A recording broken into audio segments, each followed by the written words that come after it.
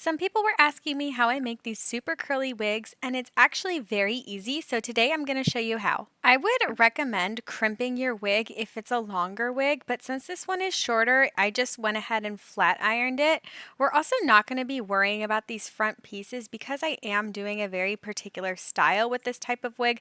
Just ignore whatever is going on in the front for the rest of this video. You're going to want to start by sectioning off your wig into at least two parts, depending on how curly you want it, and also depending on how long your wig is, you might need to do more sections, but we're going to do two for this time. Make sure it's fully brushed out and there's no knots, and then I just like to start off one strand at a time. The thickness of the strand will depend on how tight or loose your curl is. The thinner the strand, the tighter the curl's going to be, and the other way around. You definitely need a heat protectant glove as we're going to be touching the curling wand pretty much directly. Once the curling wand is hot enough, we're just going to start wrapping the hair around the wand. I'm only going to let it sit for a few seconds before I take my hand and very gently hold the curl while I pull out the wand. And you'll want to hold that curl very loosely so that you can take a wig clip and slip it through the inside of the curl to hold it together. Once it's all held together by the clip, I'm going to secure it to the wig head using two T-pins, one at the top and one at the bottom at minimum to make sure that it doesn't fall down while I'm working on other strands. And yeah, you just repeat this pattern strand by strand. Once you reach the end of your layer, all you have to do is release the hair on the next layer and repeat the same process. The time it takes for the wig to cool is going to depend on the length and thickness of the wig. For a shorter wig, I say a few hours. For a longer wig, I like to give it a full 24.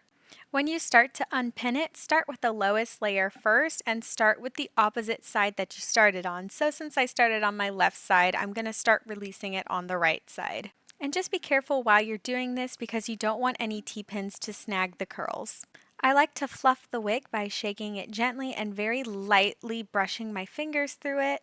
To finish it off, I give it a very generous coating of hairspray. This is also your opportunity to fix up any spots that don't look quite right. And then your hand curled wig is all done. Thank you for watching.